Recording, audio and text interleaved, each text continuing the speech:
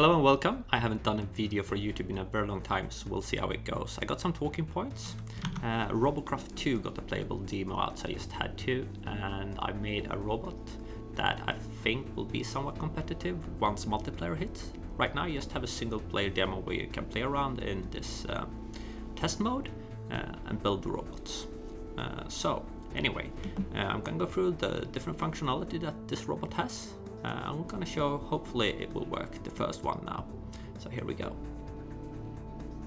So sometimes you might end up upside down. Well, we didn't now.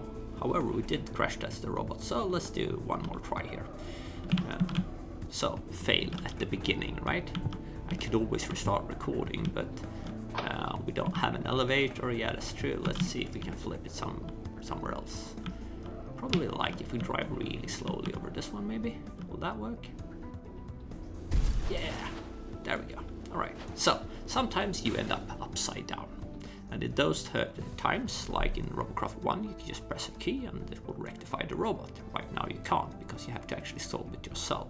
So the first function I got is a function to flip your robot back on track. So you don't have to stop playing just because your robot went upside down. So that's really nice, right? We also got two fire modes for the laser. You got one that is pew pew pew, or machine gun kind of, and one that is all guns firing at once, like shotgun. You have an auto break, so it should break when I jump out. That one is a bit finicky. The wheels kind of keep spinning. Even if I jump out, it shouldn't be able to, because ignitions should also be cut once you jump out. So I don't know if this is like me getting something wrong or if it's a bug. It might probably be a bug. We'll say it's a bug, it's not me. So what else? I have these lightning effects. These are just silly use of like 14 or so CPU, but you can turn them off. There's probably nothing practical at all about them. So when it comes to the flip, actually there's some logic going into that one, the flip mechanic. So if you press the key to flip, it will actually first lock your gun turret, and you can't really move the gun turret for a second or so once you let it go down. It's because I had problems where this flip got entangled in the gun turret, so this solves this problem. So if we press the key now, first rectify the gun turret, and there you go. So other than that, it's not much functionality in this robot. Functionality is rather expensive to build. In terms of CPUs, you kind of don't want to invest too much. Damage wise, now we already damaged the robot some, but we're gonna shoot at it a bit with plasma. I think it's just the front there that is a bit damaged. That should be okay. So let's jump out, have a shot at it. This turret's got 4 plasma cannons, which is twice as much as a robot would have. Let's hit the front there. I don't know if I hit where I actually got hit by falling, but it's fairly okay. Most of the outer shell got shaved off. We can do some hits from the side as well. From the back, maybe if I position like this, I don't have to run back and forth as much. I can hit both the sides and the back from the same position. Fares fairly well against laser as well. Now I kind of been a bit harsh towards the robot now, damage it in different ways. So probably at this stage it's gonna break apart if I start shooting the laser as well. But so far so good. I think we lost the wheel here. Seems like this left one is a bit loosey-goosey. Yep. But yeah, it probably got damaged a bit in the fall as well. Can do some crash testing here, but I mean mostly you probably don't want to do this after taking this much extensive damage, but from the front it's really strong. The main weakness is actually from below, so taking hits from below will be really terrible for the robots if you like fall down and land on some kind of spike or drive over a mine for that sake. That's probably the major weakness. When it comes to guns, I'm probably gonna do a laser version of this robot as well, because I'm not sure which will be best or strongest. I think laser, plasma will definitely be best at long range, because laser got a really bad accuracy at long range. Shoot However, at close range against well-constructed robots, I think laser will be a bit better. Let's actually go back to construction mode. We're talking about what's good and bad. So anyway, this is a black box that contains 4 engines. Let's see, there you go, 4 engines and all the logic for the robot. Logic goes for the cannons for having different fire modes. It goes for the flip mechanic to lock the gun turret, autobreak, etc. And for the cylinder lightning as well. But anyway, gun turrets being very small.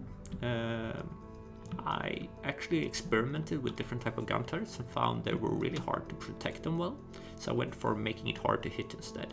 Because, and I'm going to show this in the test mode, because aiming works very different in Robocraft 2 to Robocraft 1, where you kind of had an aim sitting directly on the guns. Here you got aim servos, and they, a lot of times they actually have a hard time keeping up with your mouse movement, and this means hitting a small target at range, especially if you're moving at the same time, will actually be hard because of this. So I thought like making a really small profile for the guns was probably better. We'll see if I'm correct about that. But that's the theory behind it anyway. Now that we're in, we can actually do some laser damage. So let's do the same test here. This one is also a bit stronger. It's got 8 guns instead of 6. The laser turret, so it will be a bit stronger than facing a real player. Let's see, we'll do some laser damage here. What happened? Oh, alright, that's buggy. So no, I can't really do the test on laser. You will just have to take me on my word. This one will also, by the way, I will put it on CRF after the video, so you can test it by yourself instead. I think we'll just do some crash test here. Most robots are really weak from the side, so we'll probably do. Can we get a front hit on some robot as well? Okay, part of the robot. So that did really well. Well, this is not my fault. It's been raining. It's been raining robots, it seems like. Pilot seat is probably something to talk about as well. Horizontal versus vertical. You can construct a robot seat kind of horizontal towards the ground. That can make it possible to make a lot lower profile on a robot than if you have it as it meant to be, I guess, horizontal.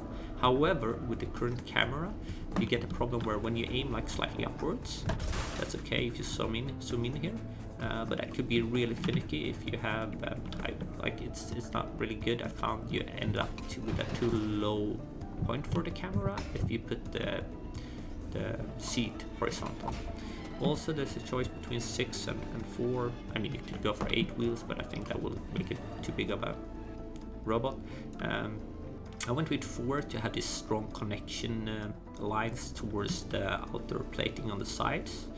You could of course make 6 wheels, but then if you want the plating like this on the sides, the only strong connection points will be in the back and front, which is kind of vulnerable, so you can easily lose all the armor on the side. Of course, the benefit being that if you lose a full wheel pair, you will still have a very much functional robot, while in this case, if you lose 2 wheels, you're a bit dead in the water. So like 1 is okay to lose, but not 2.